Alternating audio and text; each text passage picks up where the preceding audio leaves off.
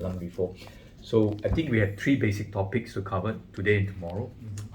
Starting off from CO2, right? But it's a repeat of what I have done before. Maybe we can share, interact, and want to compare between what you know about what they have in the market outside and what we can offer in JCI, and the flexibility.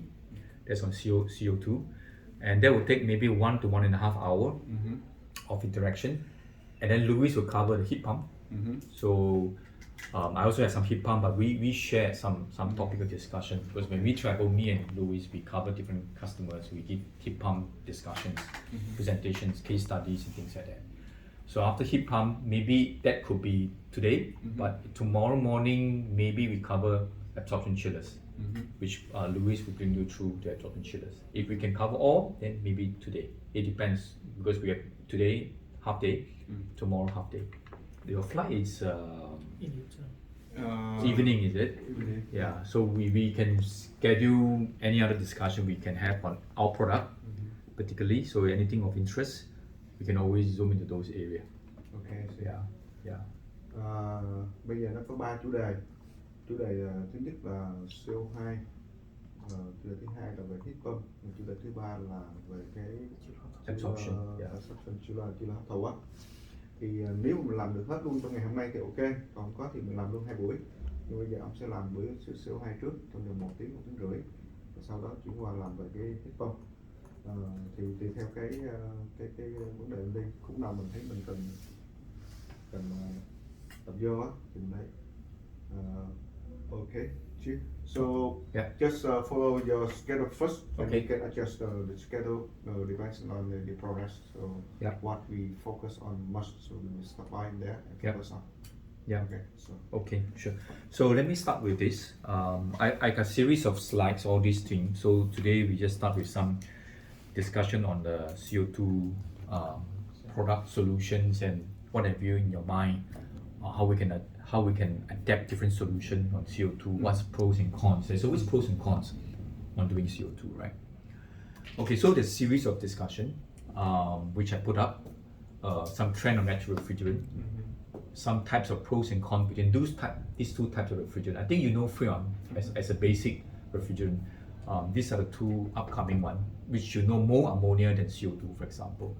And then some basic understanding of CO2 refrigeration and 3 different types of classes today. How we use CO2, right?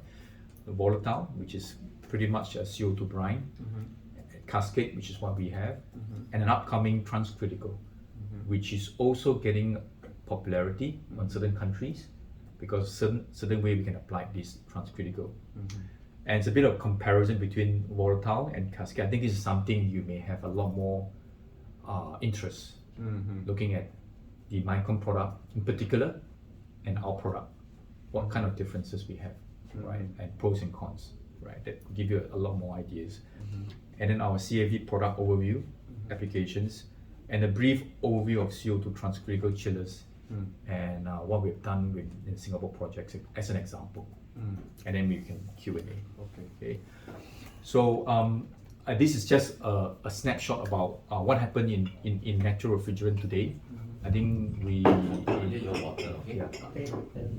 in the early part of our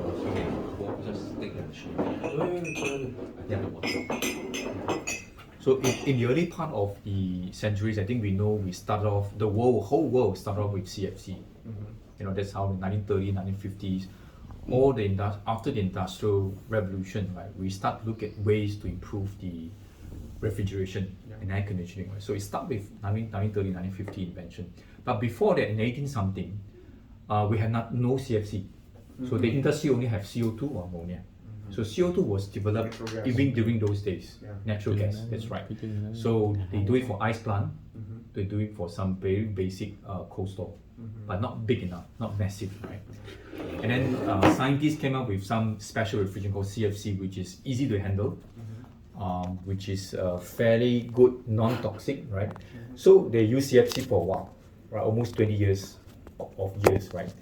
And then they discovered there's ozone issue coming up. So in 1970s, we start to switch to hydrofluorocarbon, another types of HCFC, right, to reduce, right. But this again creates global warming issues.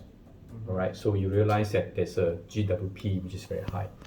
I mean, it's just ODP, ozone